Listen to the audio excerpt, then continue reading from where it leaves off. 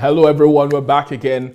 It's another glorious week. It's another interesting episode of our special show, and I believe that you're going to have such a great time today. I'm Joshua Matara coming to you live from Kyiv, and last week was such an amazing time. It was such a unique experience. We got lots of reviews from both sides. Some people enjoyed it, some people were overwhelmed by the information, some people were just taken aback by the things that they heard, but it was such an enlightening experience. And I believe everyone who joined us went away with something. Thank you for joining us again today. We're going to be having a book review from an author all the way from Nigeria. And we're going to be discussing a topic that not many people in Nigeria or in Africa as a whole discuss. The Western world just actually started discussing this topic about a couple of decades ago. And it's something that has become a lot more prevalent in society because we've got people who throughout history have talked about this topic, but it was not really something at the center of the discussion in society or something commonly spoken about because of the stigma behind it and because of how much people did not want to be associated with what we're going to talk about today. And in Africa, we're still behind the curve. And this topic is going to help push us into a new way of thinking, push us into a new way of acting that will bring about a more healthy lifestyle, a more productive lifestyle, and a happier way to live life as human beings, as Africans, and even a lot more, and to make us a lot more productive as a continent, not just, as individuals. Because we know that Africa right now is called the dark continent. And if we're going to be productive people, we have to be sound in our spirit, in our minds, and in our bodies. So today we're going to be talking to someone who has written about depression. He has written about mental illness. He has written about mental well-being. He has written about things that go on the inside of us. In his book that we're going to be reviewing today, he talks about it, he describes it as an invisible illness, an invisible sickness.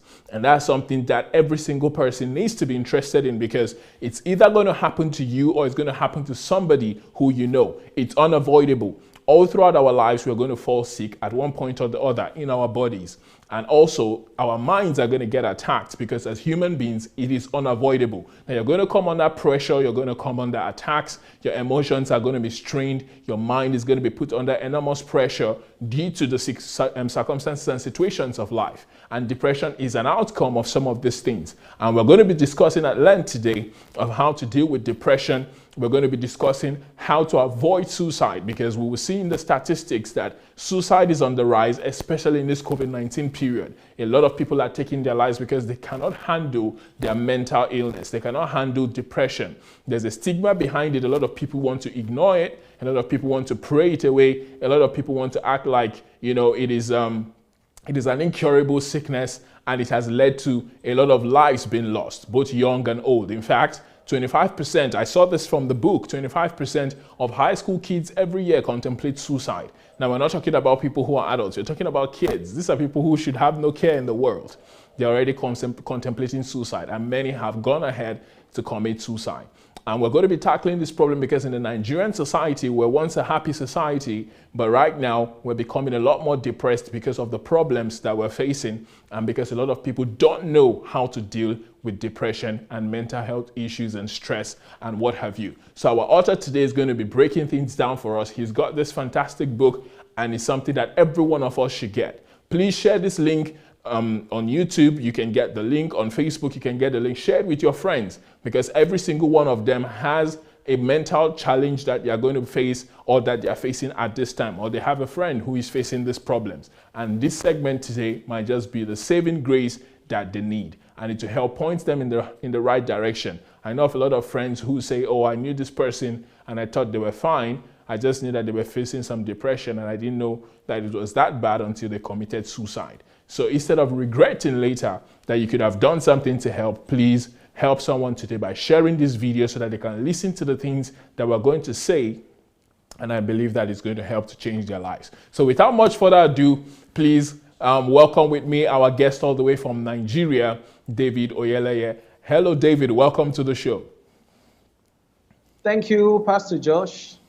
It's good having you here with us, all the way from Osun State, Nigeria. Am I correct? Yes, sir. It's good to have you also. It's a great honor to be here today. Fantastic. Congratulations on your book, The Mind Flayer, Unearthing the Deepest Roots of Depression and Other Oppressive Emotions.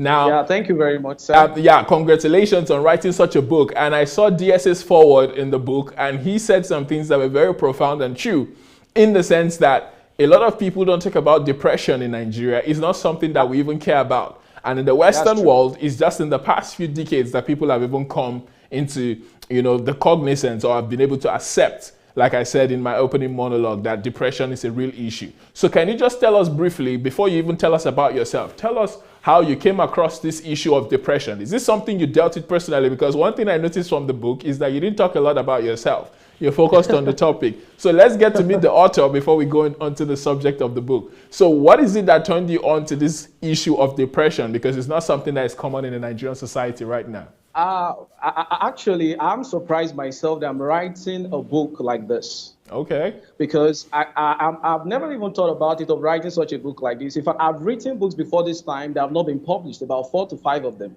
Wow. Okay. So I'm very surprised that I'm writing a book like this. I feel that it was something that happened, that transpired, and at the same time, I believe I was inspired by the Holy Spirit to document some of the ideas that I have about this book. If I'm proud to write in this book, I really do not have enough knowledge about the subject. It was while writing the book that I came across certain knowledge.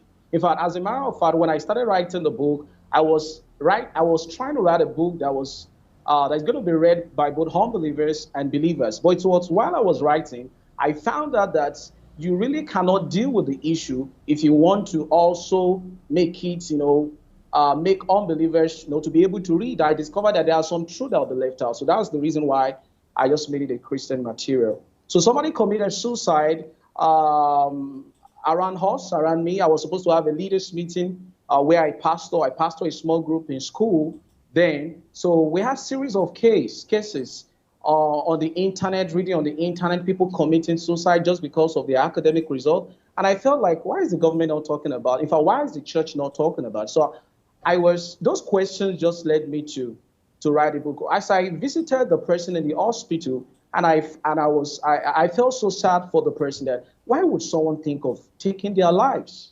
So that was what led me to write this book. And as I was writing the book, I found out the reason why people actually take their lives. Wow, interesting. So why did you leave this part out of the book? Or was it somewhere there and I didn't say it? What did you say? Why did you leave this story out of the book? Or is it there and I've not seen it? Because I read the book, at least I went through it, but I didn't see this story. Yeah, it's actually true. Maybe it was just an omission. Okay. I believe that your readers would love to know your story, because if you experienced someone commit suicide, it's a life-changing experience. It's not something that can be described, because till you lose someone personally, until you have that personal touch of seeing somebody depart, and just shortly after seeing them, it changes the way you see the world. So I feel like that's something that you really should have highlighted. But I'm glad that you're here on the show, so those who are watching will get to enjoy that part of it. You were saying something. Go ahead. It didn't cross my mind. Aha, it didn't cross your mind.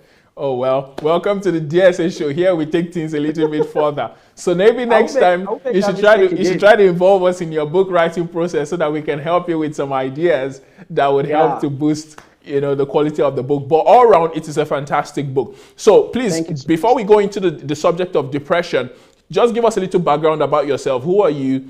And just tell us how you came about writing books generally. Okay, I'm David Oyeleye.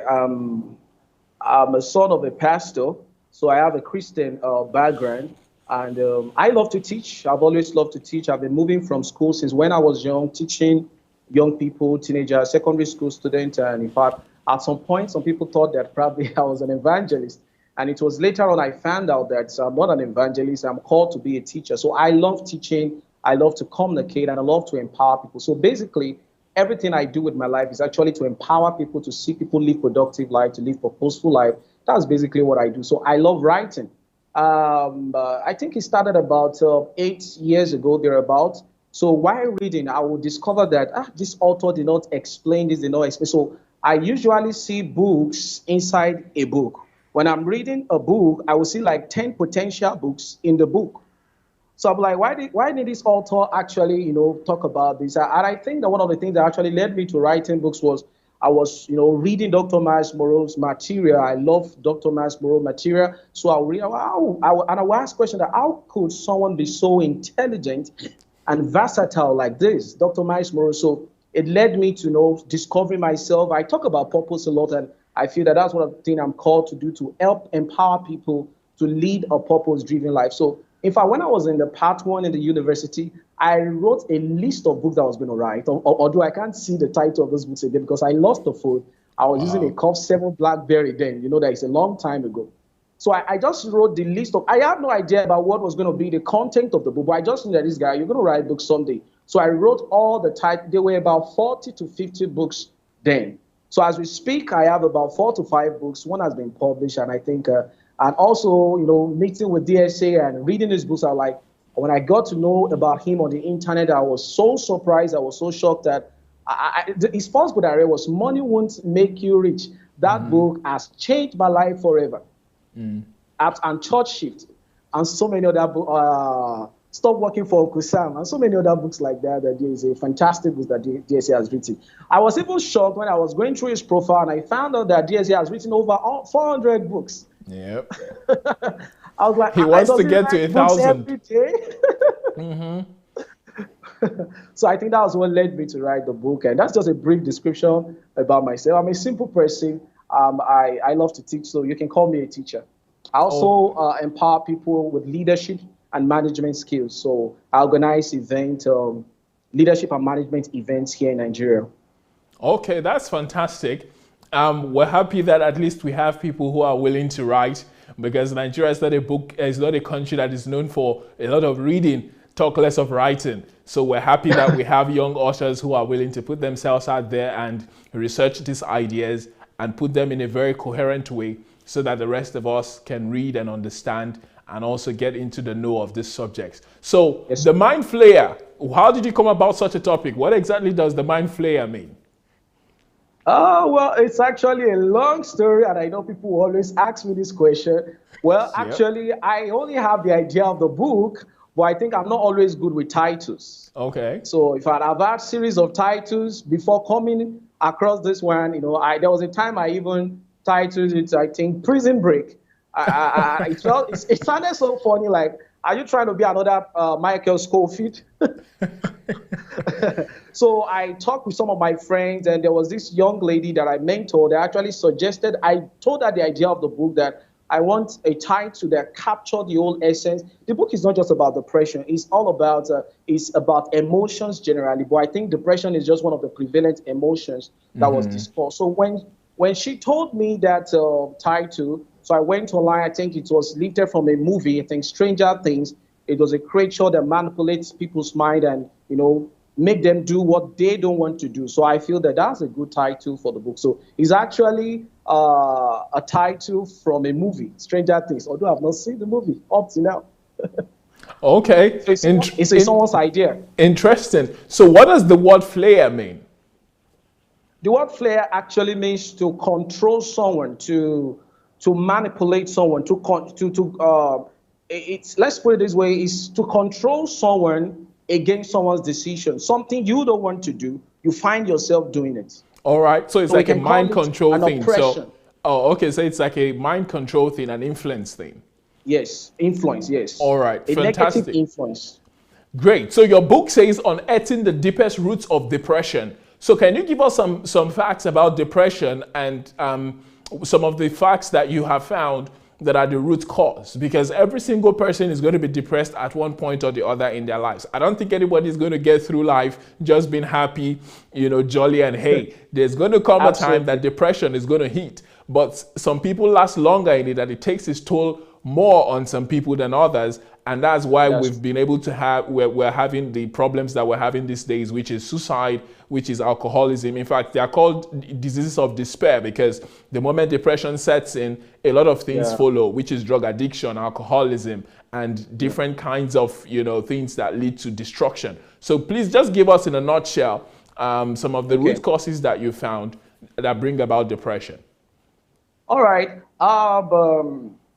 There are a lot of causes of depression, actually.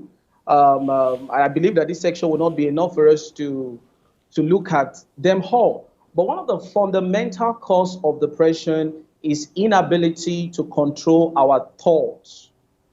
The Bible tells us that as a man thinks in his heart, so is he. We know that to be true for financial success. We know that to be true for so many other things we want to achieve in life. But a lot of people have not come to terms with that scripture that for as a man think in his heart, so is he. So which means that depression actually starts with a thought. And this is where psychology and Christianity agrees. And this is where the agreement stops. If you notice, if you have read the book, you have the privilege to read the book, you will notice that the book is not against psychology. The book is not against medicine.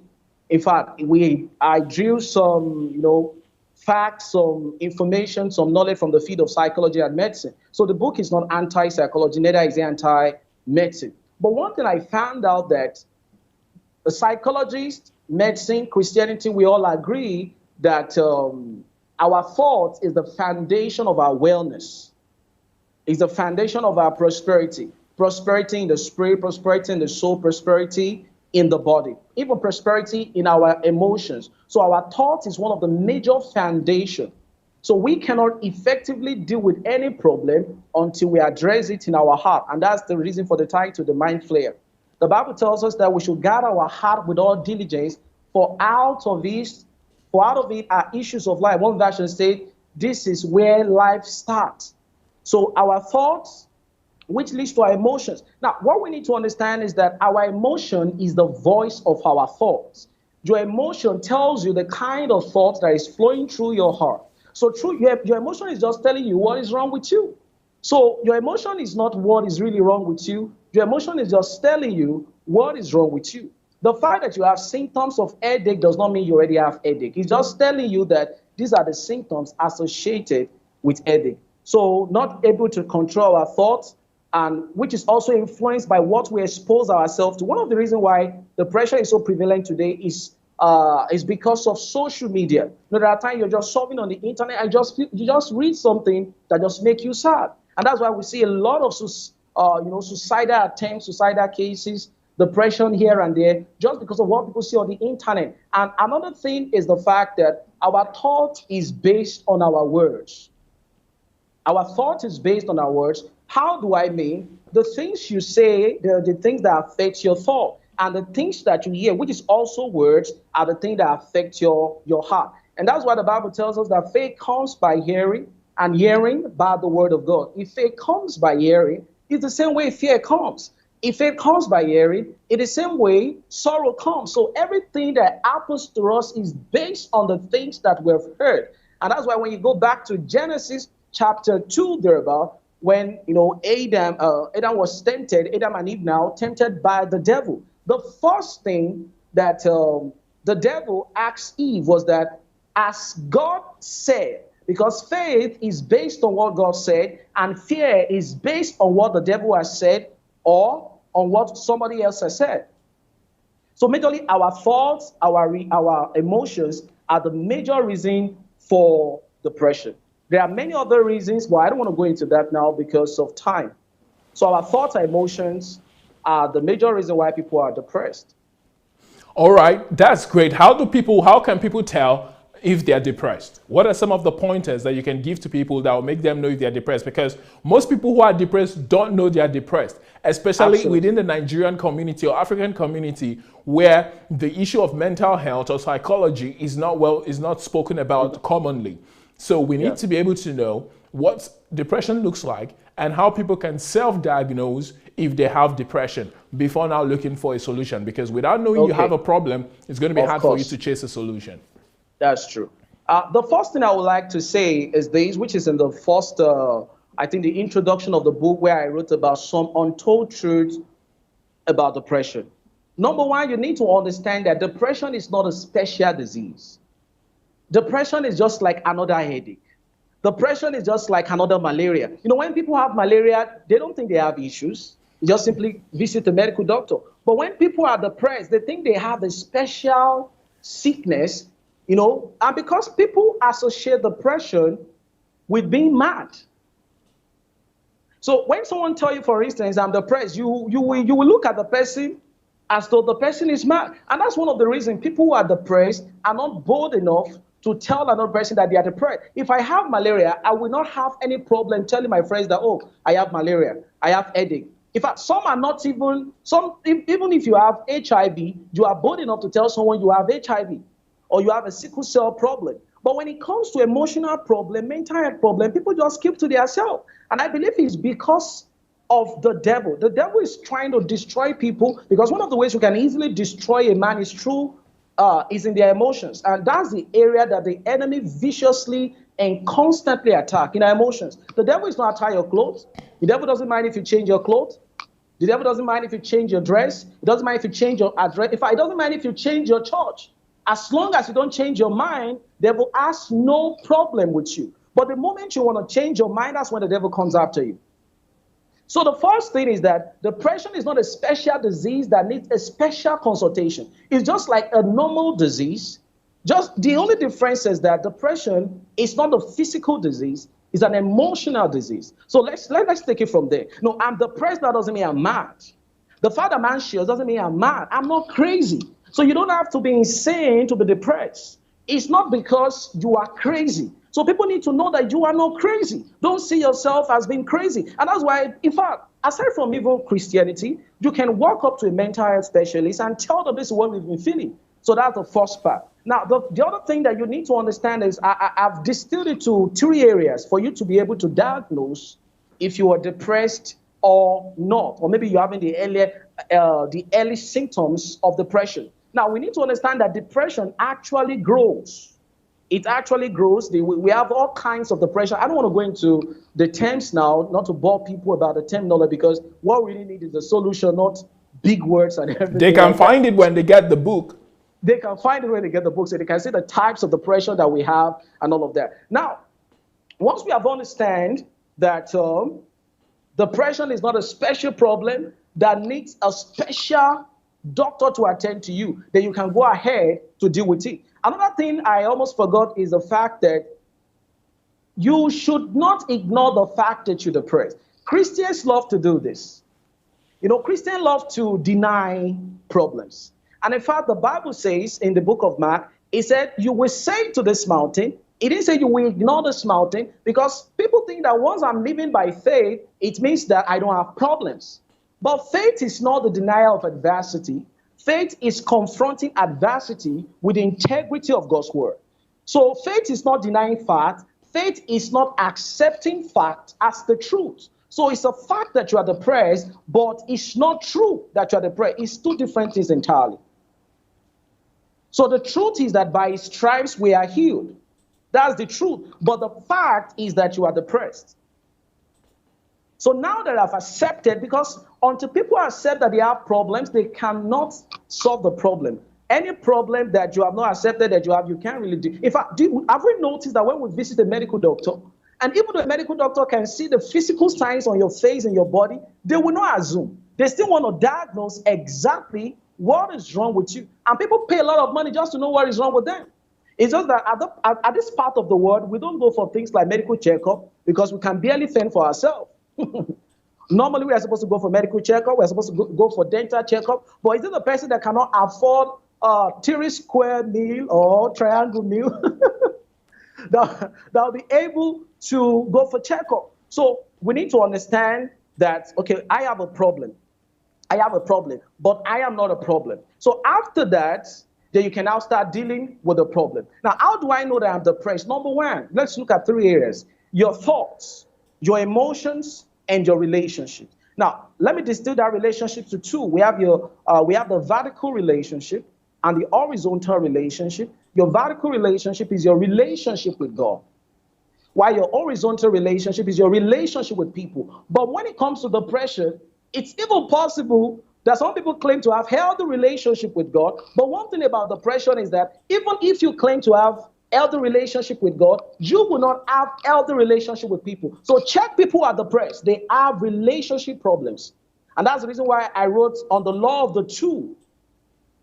Now, it starts with being reclusive. You start withdrawing from relationship. You know, some people will even pretend as though I'm seeking the face of God. But they are not seeking the face of God. Why is withdraw one of the early symptoms of depression because the devil thrives on our thoughts. And the more you are secluded, the more you are separated from relationship, the more the devil can plant those thoughts on your heart. Now, I was saying something the other time, if you remember, I was talking about psychology and Christianity where we agree. The only place we agree is that our thought is the foundation of our life. So psychologists believe that if you can improve the quality of your thought, they believe that you can improve the quality of your life. But where does this thought come from? They don't know. And that is the essence of the book. Now, one of the things we need to understand is that negative thoughts actually originate from an unrenewed mind. And that's why the Bible tells us in Romans 12, verse 2, not to be conformed to this world, but be ye transformed, be ye changed, not by the renewing of your dress, not by the renewing of your clothes, not by the renewing of your cars, but by the renewing of your mind. Are we following now? By the renewing of your mind. It's very, very important. So after I've dealt with, okay, want to say something? No, I just said true. Like I was confirming what you said. Okay. So that's the first part. So now the devil started to plant thoughts in people's heart. Now, how do I know that the devil actually plant thoughts in people's heart? Let's look at the case of David when he numbered Israel. David had no idea. It's in the book. David had no idea that he was moved by the devil. It was later we're reading the book that we found out that the Lord was angry with David. I'm like, what's just the big thing numbering people? And we later found out that it was the devil that actually moved David to do that. And how does the devil move people to do things? He doesn't just come on them, he just suggests thoughts to them. So thought comes from just simple suggestion. Another example is Peter. We're talking about where those thoughts originate from. Because if we tell people to change their thought, they need to know where those thoughts are coming from. Psychology believes that if you improve your thought, you can improve your life. But where are those thoughts coming from? The thoughts are not coming from you. There is no way that you can think by yourself of killing yourself. It's not because you are insane. Somebody dropped that thoughts on you, inside of you rather.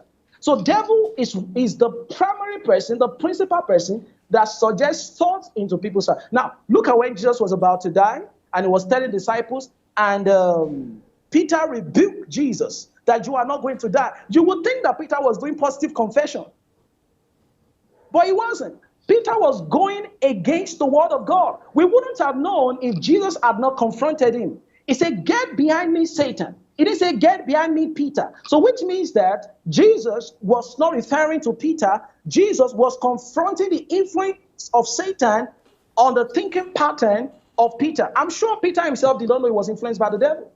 A lot of people are influenced by the devil without knowing. That's why people are bitter. That's why people are sad. That's why people are sorrowful. So it is the devil that influences people's thoughts. So when we understand that the devil is actually the one suggesting thoughts to our heart, or those thoughts are coming from an unrenewed mind, then we can deal with that. So that's where the root problem is. Because you can't deal with any problem without dealing with the thought. Now that the thought comes from the devil, how do I take charge of that thought? It's in Matthew chapter 6. When Jesus was teaching on anxiety, he said, take no thought. Take no thought. You've overtaken me and you've gotten to solutions. I told you to just give us the symptoms and how people can tell if they're depressed. But now, as the teacher you are, you've gone far. So let's slow you down. Sorry. Let's get back to how can people self-diagnose that they have depression before we get to the solutions. So we've talked about thought. We've talked about the origin of the thought. Reclusiveness is one of the major symptoms. You withdraw from people. It's not normal to withdraw from people. We were created social beings. Social media cannot replace relationship. There are a lot of people who finds it more easy to have a pet as a friend. Can you hear me? Yeah, I can hear you. Go ahead. Okay, who prefer to play with pets, play with dogs, than have a relationship with human beings. True. Because our health and wholeness has been tied to relationships. Now, when I'm talking about relationships, I'm not talking about clingy relationship, because that's another side of an emotional problem. So reclusiveness is one of the symptoms. Number two, depression is also associated with low self-esteem. You can't solve any problem. When a problem is posed at you, you lack the ability to solve the problem. That's another symptoms. All Another right. thing you can know that you are also depressed is that you are always anxious. You have this heaviness of heart. It was Solomon who wrote.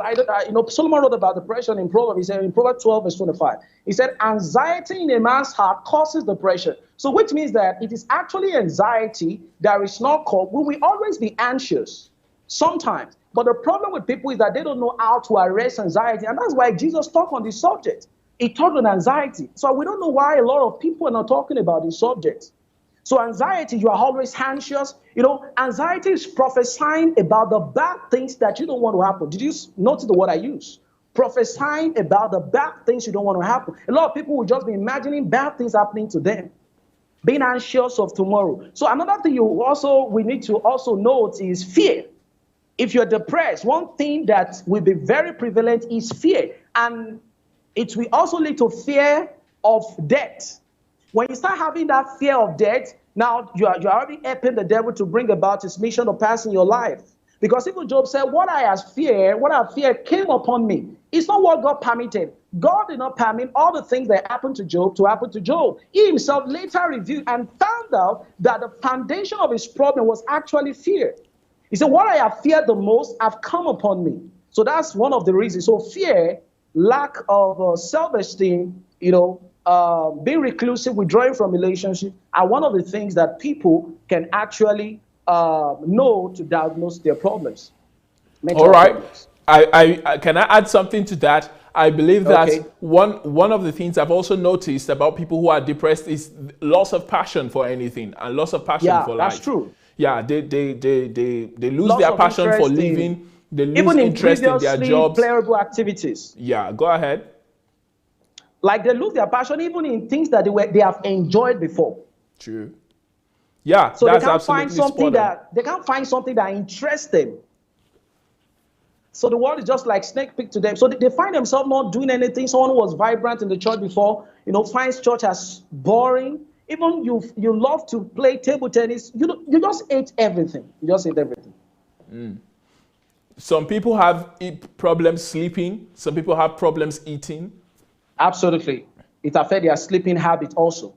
So that means depression is such a multi-pronged illness that it affects every aspect of people's lives. And I feel like depression starts in the mind, but it can also morph into the body because it can make people to have addictions that will now begin to affect their health. For example, like you said, people become reclusive and they start spending more time alone. Probably they pick up a habit of overeating. It makes them to gain weight. And that weight brings about, heart disease, and it causes a lot of problems. I saw a fact in your book that I didn't know before, which was that depression costs the world $1 trillion every single year.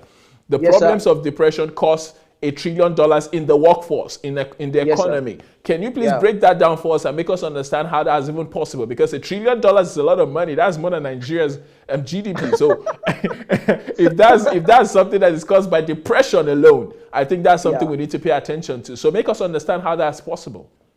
Okay. If you check WHO's program, one of the things you will notice is that WHO is trying a lot to solve this problem. There are a lot of mental health campaigns here and there, government pumping money into mental health programs. And the truth is this depression is not just limited to a psychological problem.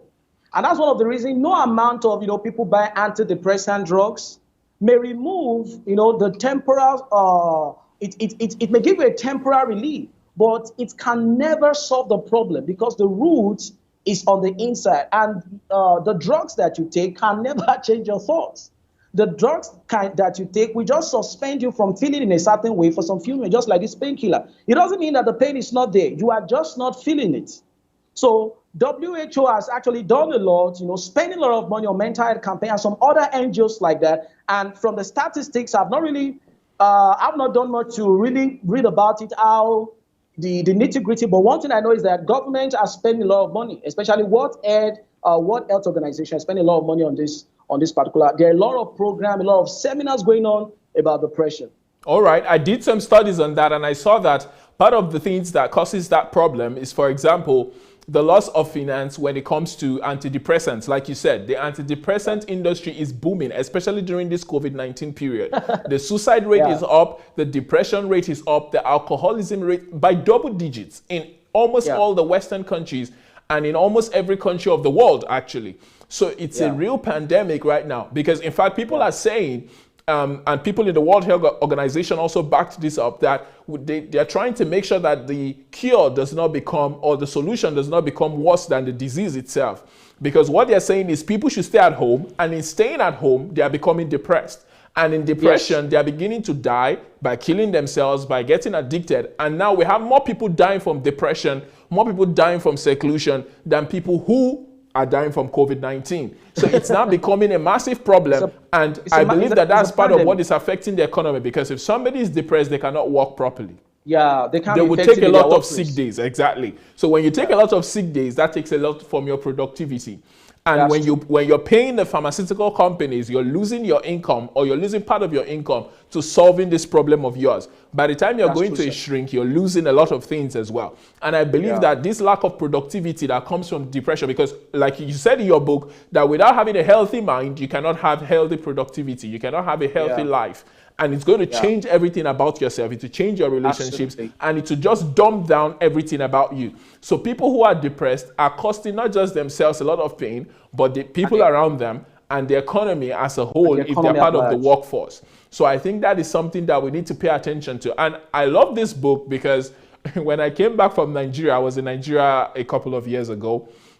I told my friends that I'm on an active mission right now to recruit psychologists who will go back to Nigeria with me, or who would just go back to Nigeria and start their practices. Because one thing I realized when I went back was that a lot of the problems that people had were psychological. They were not spiritual. They were not even medical per se when it comes to their health, but it was a problem with their minds. So I said, I didn't see enough psychologists in Nigeria. I didn't even see many private practices wherever I traveled to, and we have a whole lot of people walking around. And in your book, you have a statistic that about 60 million Nigerians out of the 200 million of us have mental health problems. And we don't even know. And we don't even have up to 10,000 psychologists in the country. I don't know how many have you met. Let me talk to you as the expert, since you wrote a book and you did research. How many psychologists do you personally know in Nigeria? Well, I know students who study psychology, but I don't know many people that are actually applying that money to solve people's problems. If someone comes to you right now, or let's say that you walk into a hall and they say, oh, this is a surprise meeting, and since you wrote a book about mental health, everybody in this hall, 500 of us have psychological problems. Do you have doctors that you'll be able to prescribe to these people? There is scarcity of professionals here, sir. That's one of the problems we have. So that means this your book is a clarion call to Nigerians that we need a lot more psychologists. In fact, when I came back here, I was asking every medical student I met, because a lot of people here are reading medicine. I was asking many of them, I said, hope you're going into psychology. It was like, I became fanatical about it, because I said, we have enough people treating the body, we don't have enough people treating our minds. And without treating the mind, you have a lot more people having sicknesses in their body, and you have a lot of problems all throughout society. I say, for example, depression can make people to start acting out in ways that are disastrous to the health of others. For example, when you're depressed, you can start drinking. When you're drunk, you start fights. When you're drunk, you can get into accidents. When you're drunk, you start hurting people around you physically. And everybody knows that people who abuse alcohol abuse people eventually. That's one thing. People who abuse alcohol, they rape people. And when you rape somebody, you're multiplying your problems, because somebody who was innocent, who was happy, suddenly you take away their joy by raping them or abusing them. That creates a lot of problems. So I feel like without us solving this psychological problem in Nigeria and dealing with mental health, we're setting ourselves up for destruction. Because imagine a country of 60 million people who have no help whatsoever. What do you think will become of such a country? You can now see why the Nigerian country is not productive. Because being productive actually starts with the mind. Creativity starts with the mind. Innovation starts with the mind. People thinking, because I think one of the challenges we're having in this country is that I think we're chatting one of these days I was talking about mental work and manual work. So we are trained to work manually, to work with our hands. We are not trained to work with our minds. And that's really what hard work is. Hard work is not really working with your hand, it's working with the mind. And one of the things that we will observe where we actually have the problem, which is foundational, is our education system. Which of the courses we take in school actually address anything about the mind? If you didn't Nothing. study psychology, Zero. or probably you study counseling. If you don't study those two courses, absolutely you don't have any knowledge about the workings of the mind. Even if you study psychology, they bombard you with theories of, people, they be like, what is this guy saying? What are you saying? And everything like that. So even the people who study psychology still have a limited knowledge. So that's one of the reasons why this country is like this, because there is no emphasis on capacity building, on building the minds of people. You can't solve people's problem by just giving them money. We've seen a lot of grant that is being pumped into Nigeria, month by month. Those grants can't solve our financial problem. It can't solve our health problem. And like you said, if you don't deal with the issue of the mind, you will have more people getting sick, because it has been said that about 75 to 85% of even physical sicknesses are traced to emotional disorder, stress, anxiety, worry. So that's it. I believe that this book is going to help to change a lot of minds. Please, before we go forward, tell the people where they can find this book, just in case they're getting fired up as we're talking, so that they'll be able to go and get it for themselves. Okay, the book is available on my website, www.dotmglobal.com.ng. That's DOTM, then global.com.ng. You can also find the book on Amazon if you're outside Nigeria. If you're in Nigeria, you can also find the books on Okada Books. The book is also available on BAM Books. The book is also available on Barnes & Nobles and other retailing platforms. You can also get the book directly on the website if you request a hard copy. Fantastic. So you guys have heard it. You can get the book on his website. You can get it on Amazon, on BAM Books, on Okada Books. You need to go and get this book on healing your mind and understanding the challenges that you're facing in your mind. It's titled The Mind Flayer. I believe that as you get this book, it will be a complete game changer. So let's go back to the reasons why people get depressed. Because a lot of people don't understand why depression comes. They think it's something that is just an attack from the devil, and that's just one aspect of it. But because we are alive in this world and we're human beings who have a mind, who have minds, you said something. You said in school, except you read counseling, you're not going to come across it. Yes. I was privileged to go to some of the best schools when I was in Nigeria. We had counselors, and there was zero counseling for anything that had to do with our minds. I don't even know. In fact, they call them guidance and counselors only when it comes to career. And even career-wise, they didn't even do much for us. I can tell you that.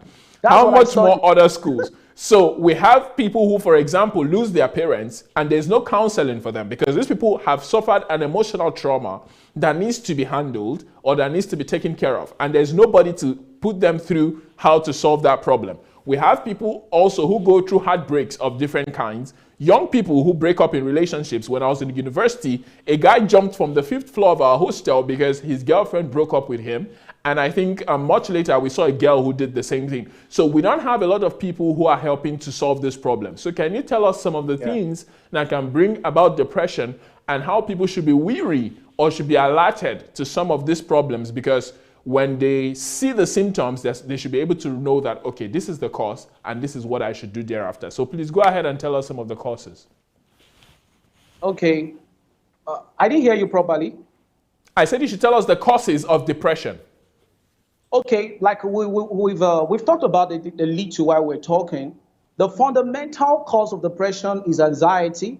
And anxiety, is just little worry here and there. And that's why the Bible tells us to cast our cares on him. In fact, if you check the word cast in the Greek, the word cast, as I wrote in the book, it actually means to forcefully throw something, like you load a donkey's back. Like it's not something you just carry slowly, it's something you throw away. Because anxiety is going to destroy your life. And that's why Jesus said you should not manage it. There's a lot, if you go to Amazon, you will see all kinds of books. I saw a book I don't know where, How to Be Less Sad. I was surprised. Like, what kind of book is this? How to Be Less Sad. Like, and people are going to buy the book. How can you write a book how to teach people how to be less sad? So the first thing is that anxiety. Anxiety, Proverbs chapter 12, verse 25 says, causes depression. Anxiety causes depression. That's what Solomon said. And I found this statement to be true because most of our problems actually are anxiety problems. So those little anxiety is like, how will I put it now? It's like someone who receives a guest. You know, you prepare a guest to receive a guest. So it starts with an anxiety. It starts with anxiety. Anxiety is going to lead to fear.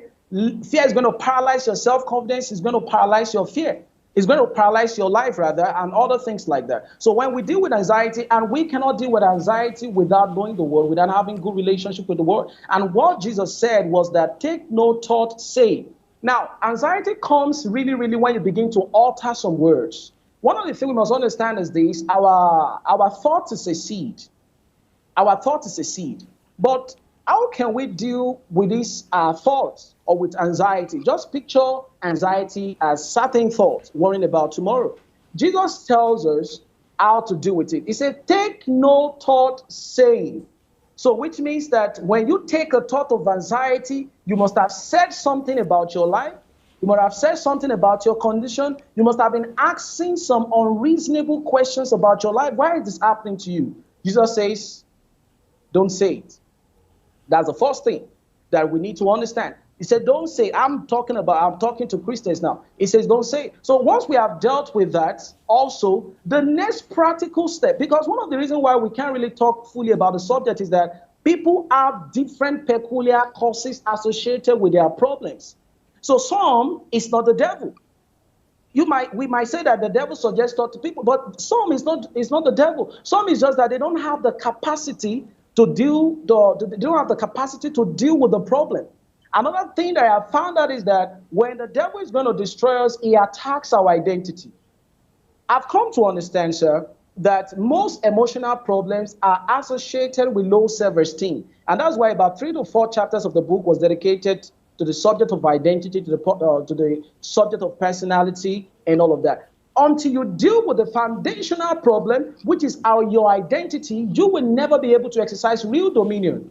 Genesis 1 verse 26 tells us when God was revealing his intention for creating mankind, he said, let us create man in our image and let them have dominion. Did you notice that blessing was not the first thing God gave Adam? Did you notice that a woman was not the first thing God gave Adam? Did you notice that it was not a car, it was not a house, not education? Because all of these things cannot make you happy. The first thing that God gave Adam, which is very instructive, was not even power. Because people think that I just need some supernatural power to come upon me, and when it comes upon me, I'll be able to control my life in the direction that I want. That's not true. A lot of anointed people have committed suicide. Anointed pastors have committed suicide. The first thing that God gave Adam was a sense of identity, image. If you don't deal with that foundational problem of identity, there is nothing that we talk about in the book that will even be able to solve your problems. So people who have emotional problems have identity crisis. Why would you think of killing yourself in the first place? You have lost value. You believe that your life is not value in whatsoever. Because I believe that if you believe that your life is valuable, I don't think you want to take your life. And like I said, people don't just want to take their life is because they've have a distorted thought by the devil. The way they are thinking about life is now weird. And there's no one thinking really straight that want to kill themselves. So we have to deal with this identity issue, which the word cannot deal with, which is only the word of God that can deal with it. That was how Peter transformed to a brand new person. You know, the word Peter actually means reed. It means unstable. Of course, if you are unstable, it means you're going to have, unstable emotions. One time you are saying something, another time you are saying this. And when Jesus was asking them in the book of Matthew, he said, who do people say I am? And some said, you are John the Baptist. Some said, Jesus was really, really, was like, how can you say I'm John the Baptist? But Peter said, you are the Son of the living God. You are Christ, the Son of the living God. And that statement actually transformed Peter to a brand new person. So Jesus said, based on this revelation, based on this discovery, you have become Cephas. You have become Cephas, which means stable, consistent, firm, confident. So it's based on revelation, sir. If people can discover their identity in God's word, knowing who they are in Christ Jesus, we'll be able to deal with many of our problems. Because many people like techniques. They like 6 steps, 10 steps, 15 steps, 20 steps to deal with depression. And at the end of the day, you find that these things are not working. So we can really, really deal with any problem until we address the foundational problem, which is an identity problem. So how did Eve go ahead to eat the fruits? Because he was deceived. He was deceived. Because if you don't know who you are, you will always accept Satan's deception as truth. You always accept facts as truth. Fantastic. I like what you said about identity. And at the end of the day, as important as that is, it's not going to stop people from getting attacked, and it's not going to stop people from having Yeah, challenges. So, what are you that's going to true. say to people who know who they are in Christ, but are finding it difficult to deal with disappointment, are finding it difficult to deal with loss? Because these are some of the things Okay. that are Yeah. emotionally Yeah. charged and are emotionally traumatizing to a lot of people that leads to suicide. How exactly will you address, or what solutions will you give to people who are suffering one level of heartbreak or the other that later leads to suicide? Because like you said, a lot of people don't value themselves, and it's situations that bring them to that place. In fact, you see some people who think or who have a very positive outlook on life get attacked emotionally, and all of a sudden all of the knowledge and all of the fervor and all of the zeal that they had disappears. So what solutions will you give to such people aside from prayers and studying, or like you said, knowing who they are in God? Yeah. Well, one of the things that I've discovered about life, sir, that I believe is going to solve the problems of many people is the fact that we need to understand that life is filled with crisis. You know, Jesus was giving us a departing speech, the disciples rather. He said, in this world you will have tribulations. And the word tribulation was in plural form. He said, in this world you will have tribulations. You see, one of the things that make people to fall in times of crisis is because they've not prepared their hearts for those crises before those crises show up.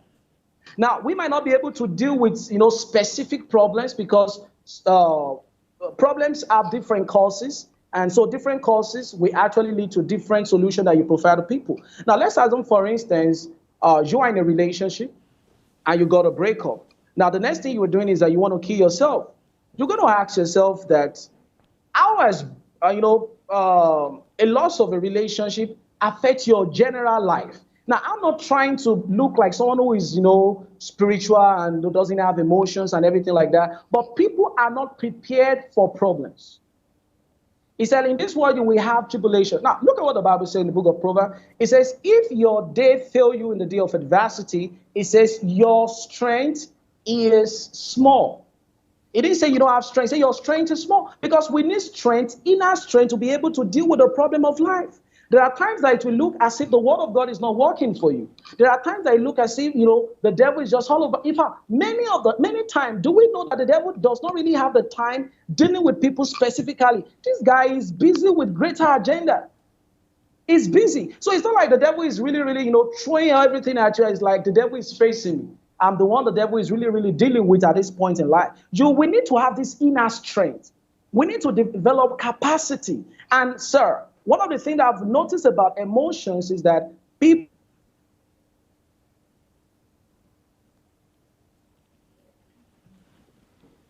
I think we've lost the connection. Hello? I think I lost you, sir. Aha, go ahead. You said one of the things that you've discovered about emotions. Okay, one of the things I've discovered about emotions is that most people have emotional problems, have a joy problem. Now look at what the Bible says. We're talking about strength, and we need to find out where strength comes from. The Bible says in the book of Nehemiah chapter 8, verse 10, that the joy of the Lord is my strength. So if it says that if your strength fails you in the day of adversity and your strength is small, if the joy of the Lord is your strength, then it means that your joy was small, because you are going to attack many problems in life with joy, with peace, with joy, with peace. So if you don't have this, what is depression? Depression is simply absence of joy. People having emotional is because people have attached their happiness and their joy to mundane things, to natural things. And people should not expect someone else to make them happy. And that's why they get disappointed, because the source of disappointment and discouragement is because you have set high expectation that people should make you feel in a certain way. So there is nobody that is responsible for your happiness. Your happiness is your sole responsibility. We need to prepare in advance before challenges show up in our lives. We need to prepare in advance. So if we don't prepare in advance, which is building capacity. In fact, the Bible tells in the book of Proverbs that a wise man store up knowledge for the future. The word store actually means to save, like to hold something in your heart. A lot of people will not read books on depression or mental health because they are not depressed currently. And that's one of the challenges that people have. People don't pay attention to their health until they start having issues about their health. By that time, it's already late. If someone who is depressed cannot read a book on depression, they can't read. If you're manically depressed, you can't read a book on depression. You can't. So the best time to deal with life issues is now.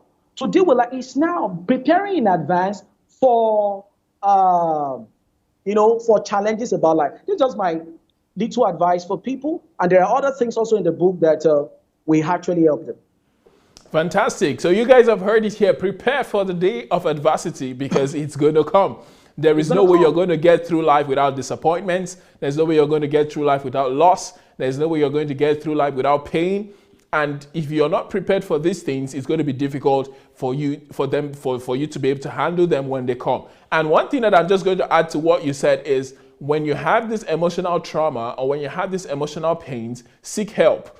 Don't do the opposite of running into seclusion because that's the instinct that you feel, which is to withdraw.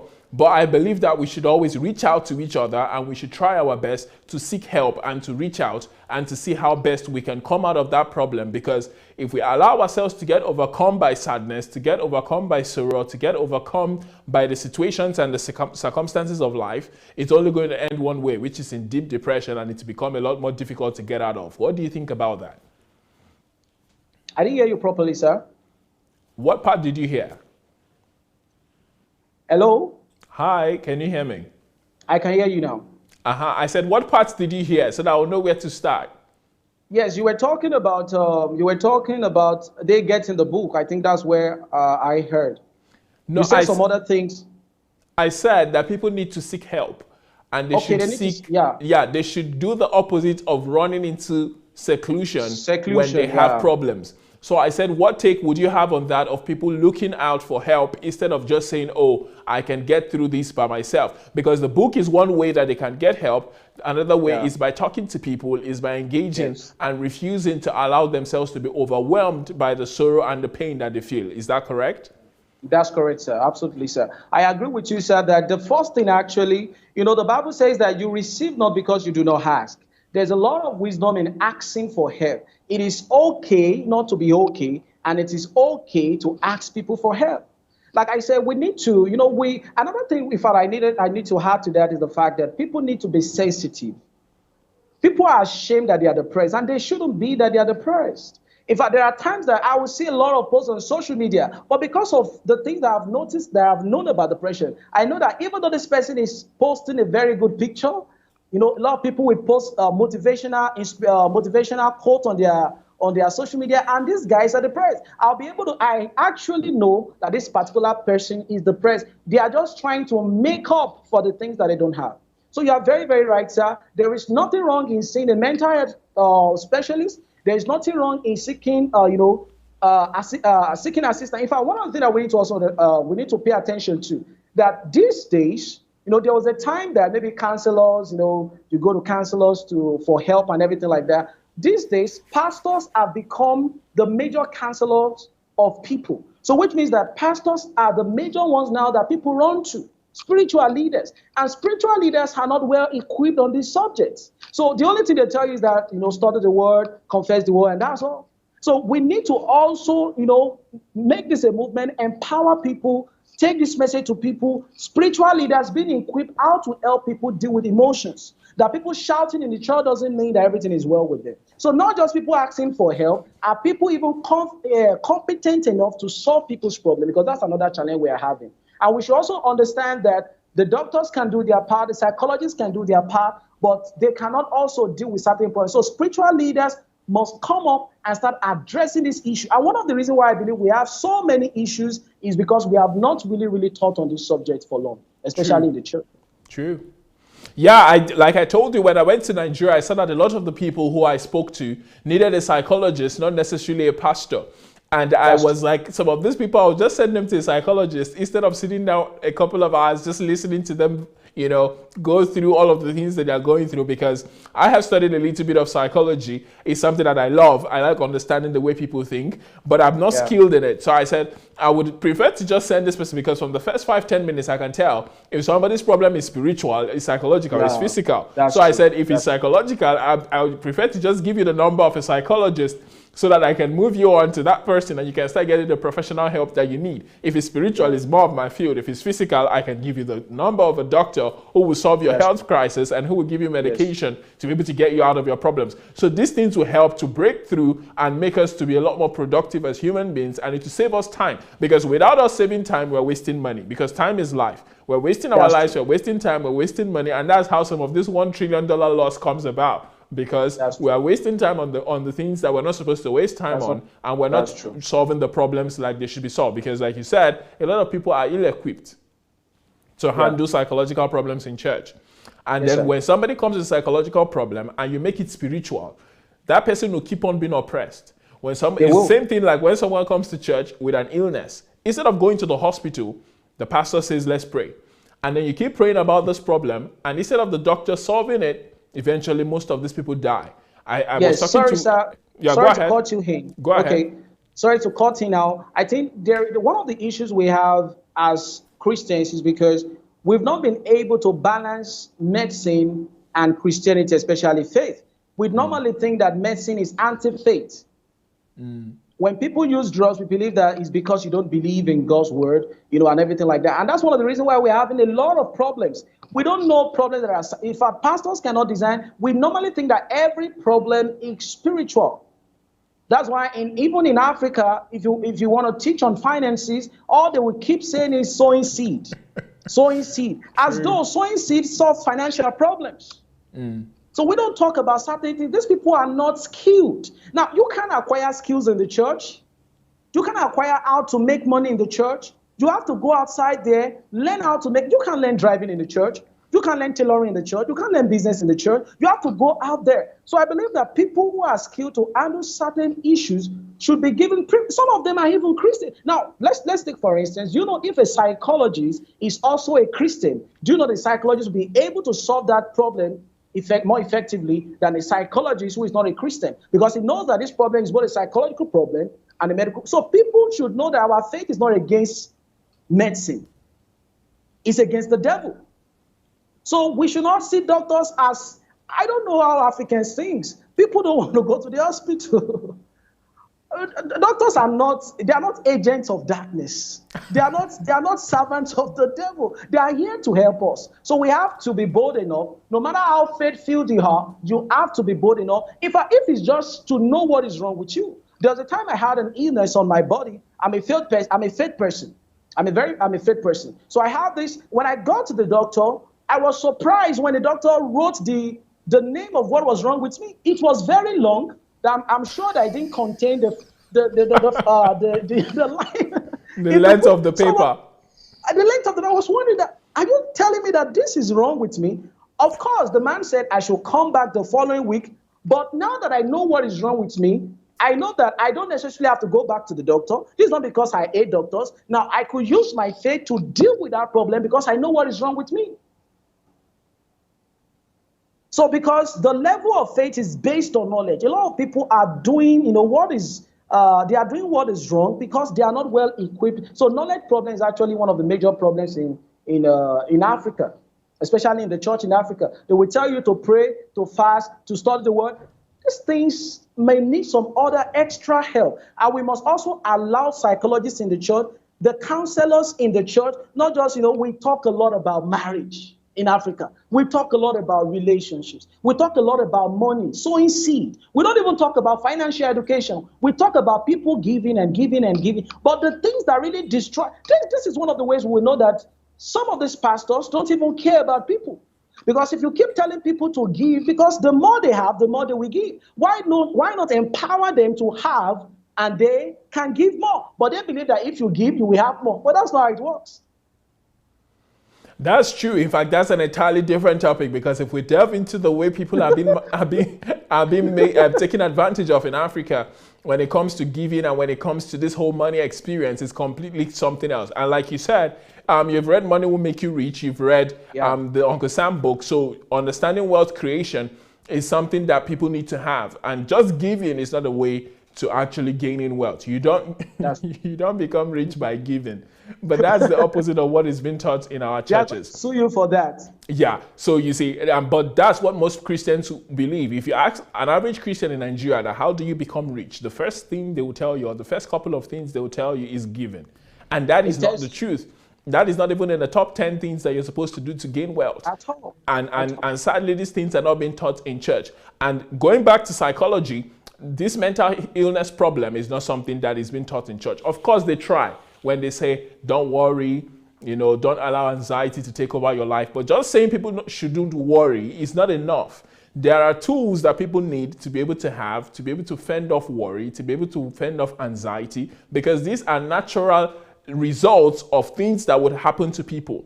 So like you said, if they are not well prepared, that's going to be the end result. It's like telling somebody not to, not to have an accident on the road. But if you don't teach them how to drive, that is going to be the natural course of action. They are going to bash somebody. They are going to lose control of the car, and they're going to end up in the ditch, probably losing their lives and losing the car. So it's not like people should not have accidents. Yes, of course, that's a given. Don't worry. Don't be happy. Don't worry, be happy. You sing the song. Anxiety is of the devil. Yes, we know these things, but how? Rejoice. Yes, exactly. Rejoice. Again, I say rejoice. And people shout and they're euphoric on the spot, but when they go back home, they don't have the tools that it takes. So I believe that your book is one of the things that will help people to have tools to be able to overcome worry, anxiety, and depression.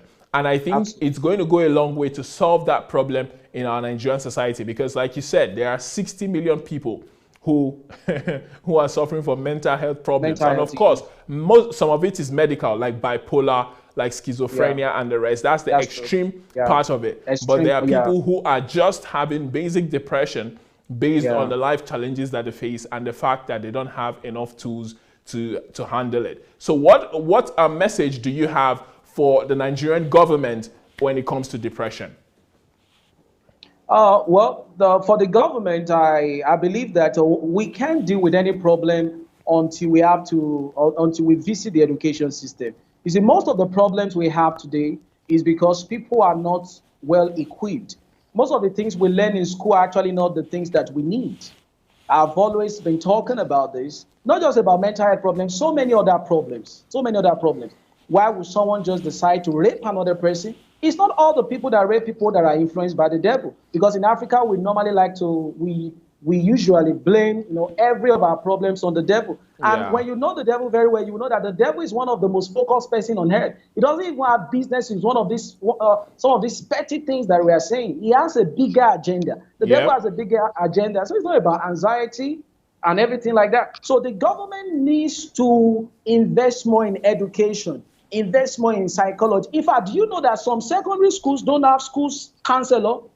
Most, they don't have, not some, most. Not some. I'm sorry to even say that. Most don't have. In fact, they are looking for ways how they can reduce the number of staffs. So they believe that by employing counselors are expensive, that it will eat into their budget. But they prefer, spending a lot of money on, frivolous things. But education is one thing that the government needs to address if we are going to address any problem at all in the society. Most of all this unemployment problem is an education problem. So we need to empower people. We need to revisit the curriculum and introduce something. It doesn't even have to be all Christians.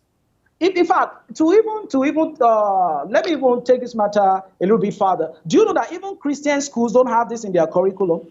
Yep, they're busy praying. They are praying. They will teach the student how to pray. They will teach them how to study the Bible, but they don't empower them with the tools, with the knowledge. And the only place that people really get, education, about dealing with life issues is actually in the church. And sometimes you may not be privileged to have such a pastor as a pastor.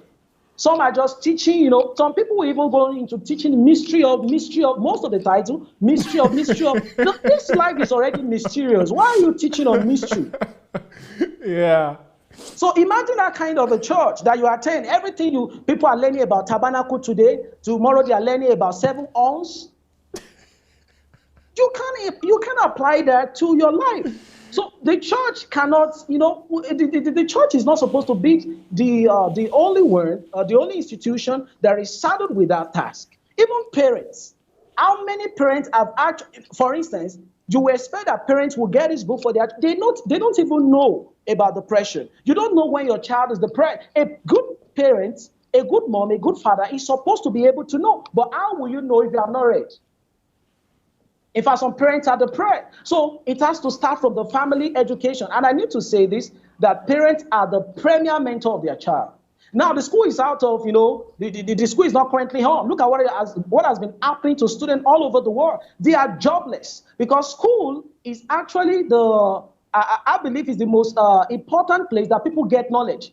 So now that school is out of session, parents are looking for ways to get their children busy. When was the last time you sat your child down discussing about emotions? That it's okay to have an erection.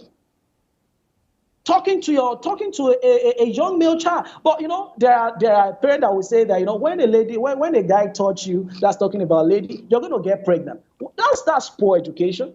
Nobody gets pregnant by just touching a lady. Because they feel that by imparting fear into them, then they will, no. We build character through knowledge. And that's why I have to mention education system. There are no courses on mental health. Everybody in the university ought to have, at least a tip of psychology. It's not supposed to be a course that will just be studied, by just psychology. In fact, some people don't even like the course. The people who are in psychology don't like the course. They probably applied for medicine. Everyone can be they were a forced doctor. into it. So now they just have to be there. But they don't understand that it's a gold mine. I kept telling the doctors I was trying to recruit over here that imagine opening a practice in Nigeria. You will be one of the few people to begin. And your living room will be full, your waiting room will be filled with people because we have 60 million people who need help. And there are not even up to 10,000 people in the country currently that are willing to offer these people help. I'm telling you. So it's a gold mine, literally. I'm telling you. So education becomes the major tool to transform a society, just like Nelson Mandela said.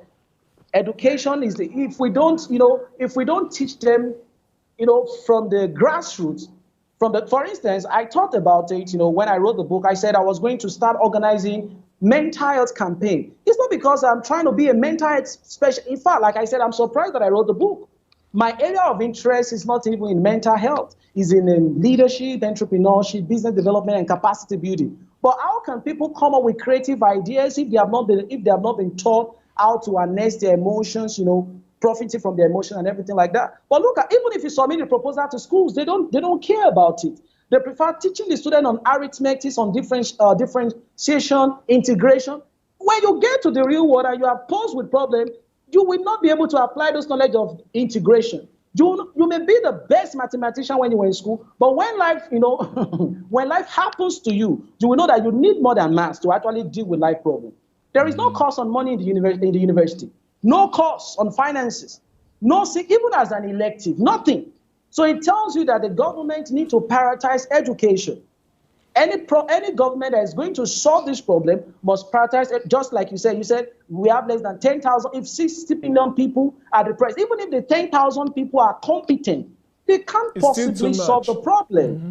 So there is scarcity of professionals. And the pastors should also come up teaching some of these things, in their church. Not teaching things that, I'm not saying they can't teach on faith and teach on other things, but if you truly have people at you have the love of people at heart, I believe you're going to teach on these things. If I wrote in the book that to be a pastor doesn't mean you fend for people just spiritually.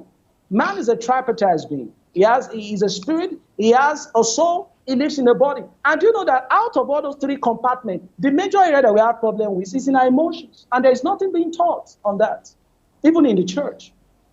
So the church must become a pace setter for the government. That's very good. I'm glad that you've spoken to the church because I wanted to bring it to what you have to say to the church, to the government, and to the individuals. But you've said all of that already in that breath, which is the government needs to do more education-wise. And I think you should write a letter to the Minister of Education And those of us that are watching, we should also write letters to this Minister of Education to make them know, or to make, I don't know if it's a man or a woman, to make this individual know that there has to be a reform so that people can psychologically be taken care of in school before they even get into society. Because we need to normalize talking about mental illness. We need to normalize it, because you said something, you said HIV is now something people are no longer shy about.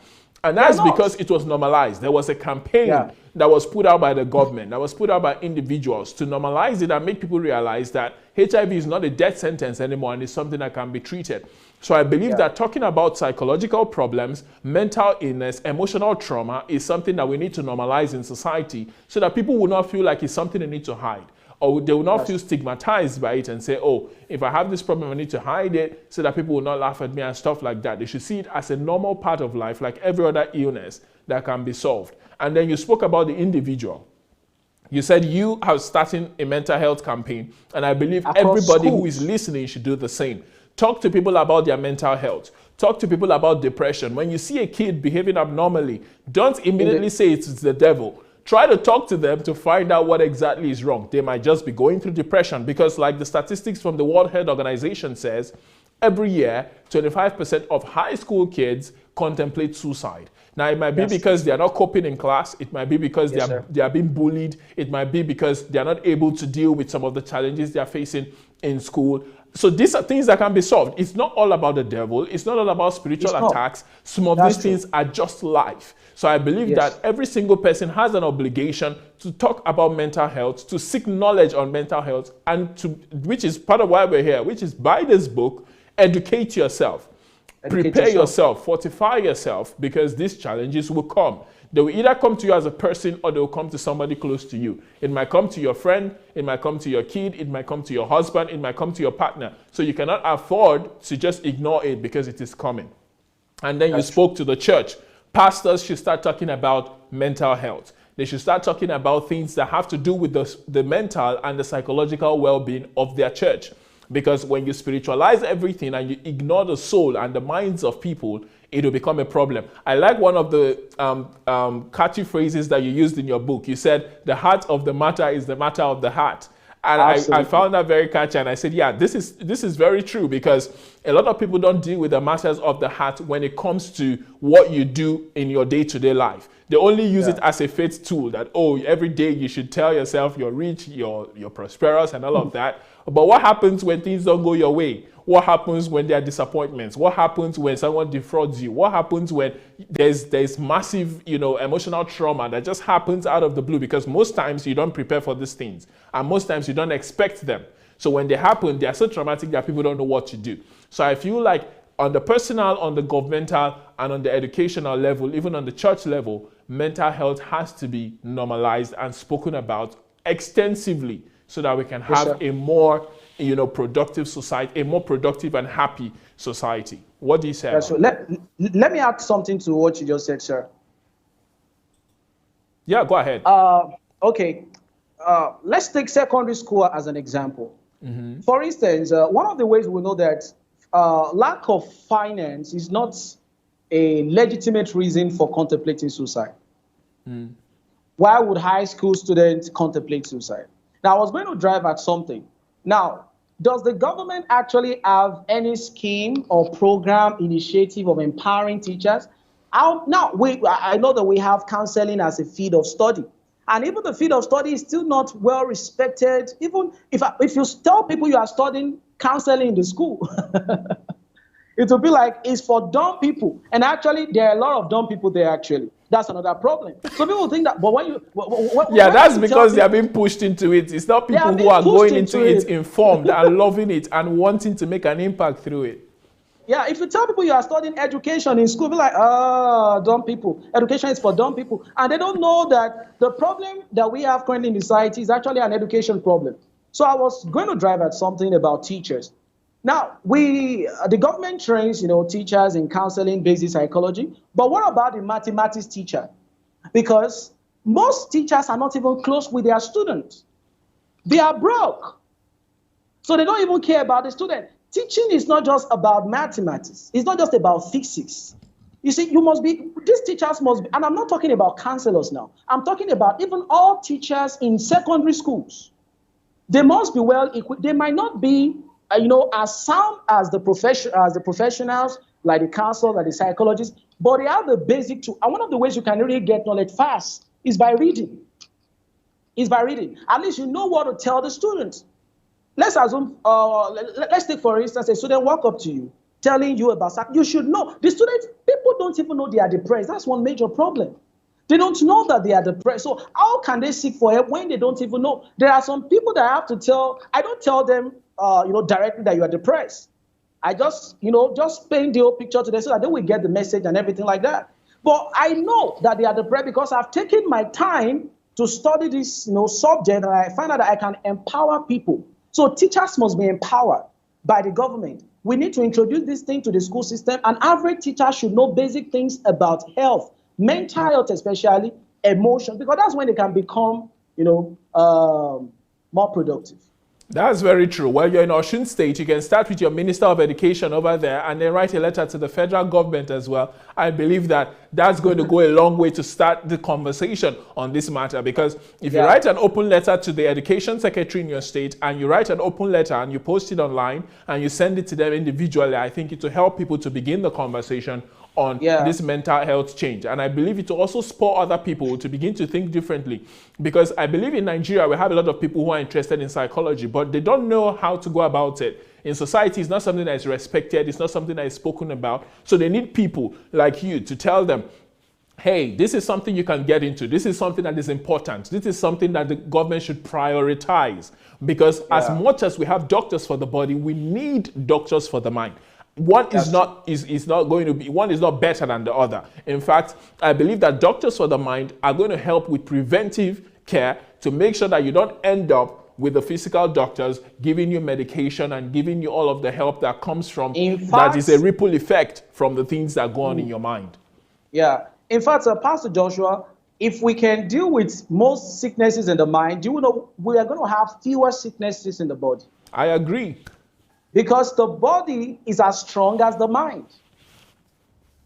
The body is as strong as the mind. So if we have more, so the problem, like I said, is really, really, really a fundamental problem. Now, when you tell someone that you studied medicine, wow, people are wow that you studied medicine. But if you tell someone that you study psychology, you study counseling, we are even the one criticizing them. If our parents would not even encourage their children to study psychology in school, because everyone is just looking for the fame, is looking for the glamour. Oh, I'm a doctor.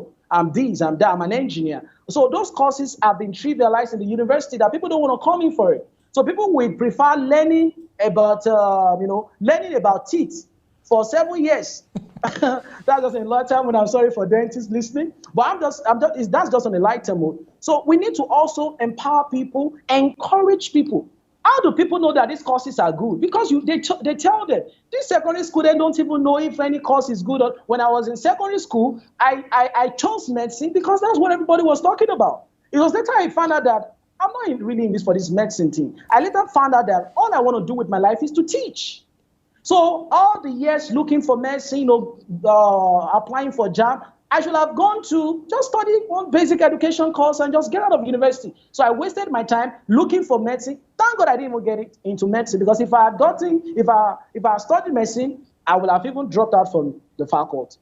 Because it was not my passion. Empowering people with knowledge is my passion. And I didn't know. But I know that when you tell people that you want to study medicine, that's a good. But when you tell your parents you want to study psychology, education, the first thing they will ask you is that there is no money there. Go and study medicine. Ladies and gentlemen, there is money in it. Let's proclaim to them that there is money in psychology it, because people will pay you to treat their minds. There is money. Money is a reward for solving problems. Yeah. And so people are always having problems every day. So instead of just giving and sowing seed, planting sacrificial seed in your church, look for problems of people and start solving it. Organize mental. You don't even have to be skilled. Some people have influence, but they don't have the knowledge. You may not have the skill. You may just invite, a professional.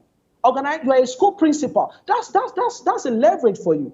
You have influence over 3,000 students. You are a vice chancellor. That's a leverage for you. You don't need to be skilled. You don't need to know everything, the nitty-gritty of mental health and everything. You can bring people, invite people and let them have a session for them. So instead of teaching them how to do wig, how to, all these kinds of skill acquisition programs in secondary schools, they are not affecting the minds of people. The business that will stand the test of times are really the one that comes from innovation. And those innovations can really come when a mind is productive. True. So it's a clarion call to a lot of people. Yeah, I believe that we should all begin a campaign for mental health soundness. Honestly. We should have a mental health month in Nigeria. We should have a national day of mental health. We should talk about it on TV, on radio, in our schools, even from the primary level to the secondary to the tertiary. This is something that we have to normalize. There has to be a revolution when it comes to talking about mental health. We have to talk about it in church. We have to talk about it in our families. A lot of parents, like you said, don't know when their kids are depressed. A lot of them don't even know how to handle depressed kids because they've not read anything about it. So that's why this book has been made available. Guys, you need to go and get this book, The Mind Flayer. It will make you understand emotions. It will make you understand depression. It will make it to be able to master your life and master your emotions. And that is something that you would never lose touch of, because at every point in time in your life, you would always have to be able to deal with your emotions. You always have to be able to deal with your output and your reaction to things. And when you can master your emotions, things will change. You can go and look at other books like Emotional Intelligence by Daniel Goleman, and you will see how much the mind carries. And I even believe that the mind is a lot stronger than the body, because when you look at people like Stephen Hawking, for example, he was a quadriplegic, but his mind was sound and he was the foremost astronomer in the world. So I feel like as long as your mind is sound, there are no limits to the things that you can accomplish. So guys, you need to go and get this book. You need to begin to read it, share the knowledge with people, start movements, post things about mental health, talk to people about mental health, allow yourself to be open to people discussing about their mental health with you. Don't laugh at them. Don't stigmatize them. Don't rebuff them when they try to speak about these issues. Encourage everyone around you to speak about their mental health and seek help. And I believe it will go a long way to change the outcome of Nigeria's economy and the general output of our people. So any last words from you before we go today? Oh, thank you so much, sir, Pastor Joshua. I just want to appreciate Dr. Sunday Adelaja for this awesome opportunity to be on this platform. This is huge. This is huge for me, and for our viewers at home. I want to appreciate you for joining. All I just want you to understand today that if you can learn how to tame your emotions, which I feel that everybody should know how to do that, you would have programmed your life for success. If you don't know how to control your emotions, success is just a dream, and it will always be a dream. So my counsel to everyone today is that we need to take our emotions serious, no matter how strong you are in the body. So a lot of people spend a lot of time, working out. People go to the gym, working out, bringing out muscles and everything. But when you are hit with depression, those muscles, those 6 packs, 10 packs, or whatever you call it, it's not going to help you. It's not going to help you. So people go, if you can invest so much in your physical body. I have the privilege to witness a dead body a few months ago. This year, I noticed that once the soul is taken, that's all about the body. That's all. There is nothing really about this body. The real person is the spirit and the soul. And that's why the Bible tells us to be renewed in the spirit. Even the Bible talks a lot about the mind. It talks that we should be transformed by the renewing of our mind. It tells us to guard our heart with all diligence, for out of it are issues of life. You see, a lot of things on the mind. So we need to invest in our mind, invest in knowledge. It doesn't stop here. If I doesn't stop with this book, because I believe that this book, the knowledge too might be limited. In fact, if you read the book, there are other lists of books that I've read that I believe can help people about the mind. So thank you, sir, Pastor Joshua. Thank you, DXA, Embassy of God. I really, really appreciate you for this great opportunity. It's a huge boost for me and an encouragement for me, to really bring out the other things that God has put in my heart. Thank you so much, sir. Fantastic. Thank you very much, David. It was great having you here with us, and we really applaud you for writing this book. We applaud you for bringing forth these truths and helping to start this conversation. I don't know if other people are talking about mental health issues in Nigeria, but I believe that what you have begun is something that can bring about a transformation in our world, especially in Africa, because psychologically, and when it comes to mental health, we are behind. But thanks to your book, I believe we can begin something completely new and something completely different. So thank you very, very much for this. We hope that your campaign would grow. We look forward to your letters. We look forward to this push that you're going to create when it comes to mental health. And I believe it will go a long way to help us as a nation. So thank you very much for coming. We look forward to hearing more from you in the future. Have a great day. Thank you so much. And guys, we're going to be posting the links to where you can get his book right there on Facebook and on YouTube. At the top of the page, we'll be pinning it. So please stick around for that, and so that you'll be able to get this book and give it as a gift to other people. Share it with as many people as you can. And we need this book to go viral, and we need people to get it and distribute the copies to schools, to friends, as many as possible. Thank you very much. All right, guys, that was David Oyeleye all the way from Nigeria giving us a review on his book, The Mind Flayer. And I can assure you that your emotions are not going to remain the same. Your mind, your outlook on the world will not remain the same after reading that book. All right. So the DSA Vintage app is here. It is live. It is something that everyone needs to get. So please go to your Apple Play Store, go to your Google Play Store and type Vintage DSA app, and you will see there, download it, and you would have a whole world of things to enjoy. It is a one-stop shop for all things, and this is coming soon. It is already here. It is a one-stop shop for all things DSA. So you need to get that today. As you're talking to me right now, if you have not downloaded the app, download it immediately. It is something that you don't want to miss out on. There is a mentorship group. There are a couple of mentorship groups that DSA has. One, mentorship on money. If you want to become a millionaire, DSA will teach you how to do so through his mentorship group. Becoming a millionaire is a skill. We talked about the skill of overcoming depression. Becoming wealthy is a skill. You can get those skills in this Millionaires Mentorship group. Also, you can find out who you are. We talked about identity as well. Finding out who you are and why you are alive is a major way to overcome depression. It's a major way to fight against depression, and it's a major way to understand your self-worth that is vital in having a healthy mental health. So we need to be able to know who we are, and this mentorship group would help you to do that. There's also the classical mentorship, and all you need to do is write to mentorship@godembassy.org, mentorship@godembassy.org, and tell them which of the mentorship groups you want to join. If you want to join a mentorship on millionaires, on becoming a millionaire, write to this place and tell them, I want to become a millionaire, I want to join the millionaires mentorship group, and they will tell you what to do. If you want to find out who you are, write, I want to find out who I am and why I'm alive, and I want to join the mentorship group on that. Mentorship@godembassy.org is below on your screen. If you just want classical mentorship, you can also do that and write and say, I just want a classical mentorship from Dr. Sunday, and I believe you'll be given an opportunity to do that. So Dr. Sunday's books are all over the internet. You can find them on Amazon.com, you can find them on bambooks.io, you can find them on Okada Books, you can find them on dsabooksplanet.com, and these are places where you can explore all of the things that DSA has prepared for you. And I believe that those of you who want to listen to audios and all that, you can find these things on the DSA app. You can find them on YouTube. There are lots of series on how you can overcome. In fact, there's a series on overcoming depression that DSA has done to back up the knowledge that is in David's book. And I believe that as you go through all of these things, you will not remain the same. You need to empower yourself to be able to empower your world, to be able to change your world. You can become whatever you want to be as long as you're willing to discipline yourself to go through the process of educating and empowering yourself, and there is nothing you will not be able to accomplish. It doesn't matter the challenges that you face. A smart man once said, it's not what happens to you that matters, it's how you react to it.